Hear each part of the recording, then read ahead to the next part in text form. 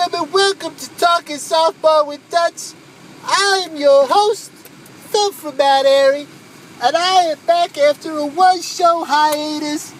I did have a run-in with Christopher Walken, despite Dutch thinking that it was not him. He did some unspeakable and awful things to me that we will never discuss ever again. So that is the end of that, but I am happy to be back. And tonight, the Ron Hurst Cafe played an excellent game. The first time in at least 2 games since the win that this team actually showed up, Dutch. Yeah, Phil, I mean, the fact of the matter is that the Ron Hurst is a better team than they were a couple years ago. And when you look at it from this perspective, you have to appreciate what tonight meant. Yeah, they lost. But everybody expected that. But for them to lose 11-5 to a team that has absolutely annihilated them in the past is kind of a big deal. And if you're a Ron Hurst fan and you're not proud of this team after that game, then you are not truly a Ron Hurst fan. Yeah, Dutch, I got to agree. The fact is that this team went out and they did a real nice job tonight. I was impressed by the fight. They led the game for a little while, which I don't think that anybody in their right mind ever expected. This is a team that is not supposed to be able to run with Spencer's, which used to be Brickhouse. And the fact is that Ron Hurst did it tonight, and I give them all the credit in the world. Yeah, man. And when you look at it, I mean, they did not win. But for them to be in it for as long as they were, and for them to come off the loss last night to tomfooleries, and to come out and put up a performance like this is just huge. There was no way that I expected this team to really even compete tonight.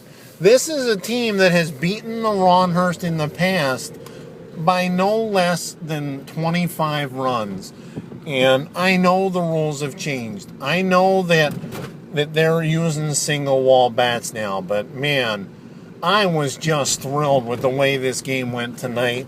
Despite the loss, this team can walk away for the first time in a little while with their heads held high.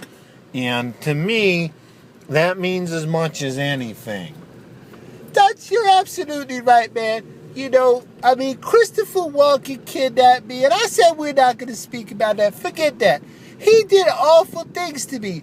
But the fact is, I'm here today with my head held high, knowing that I survived that tragic incident. That's not something that's easy to do. When you run into Christopher Walken and he does stuff that, again, we're not going to talk about the details, that he did to me, you know, for me to be here tonight, it means a lot.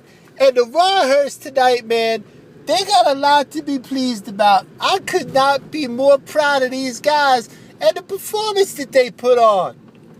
Yeah. I mean, that's all there is to it, Phil. I mean, you hit the nail on the head, and for that, let's go to the play of the game.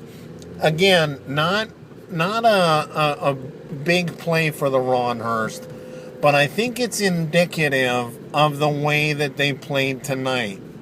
Did you just say indicative? Yeah, I sure did. Dutch, I didn't even know you knew that word. Well, I got one of those word of the day calendars, and that was in there. Anyway, let's go to Harry. And here's the pitch. Swinging a line drive back to Zeitz off the leg. Porky sticks with it, throw to first, and he's safe. Oh, what a tragedy. I thought Porky had him, but what an effort by D'Ambra, and what a play by Zeitz to still be alive after that line drive. Yeah, and there it is. And again, not a big play in terms of this team, you know, making a play. The runner's safe at first, but it would have been easy for there to be no throw. It would have been easy for Jay to just go, hey guys, my leg's broken, I'm done. and he didn't do that. And to me, that shows a lot of growth out of this team. Yeah, Dutch, I got to agree. The fact is, I'm really impressed with the runners. I came out here in the pregame, and I wondered if this team had heart. Well, what they did was they came out and they said, Stone Cold Steve Austin, we got heart. We got determination. We're going to give Brickhouse everything we got. And even if it's not enough, we're going to do our best, and we're going to put up a performance that our fans can be proud of. Yeah, they certainly did that tonight, Steve. What a lot of people don't remember is I had a match against Bret the Hitman Hart, one of the all-time greats. I lost that match. I'm bleeding like a stuck pig. Bret whipped my ass from pillar to post.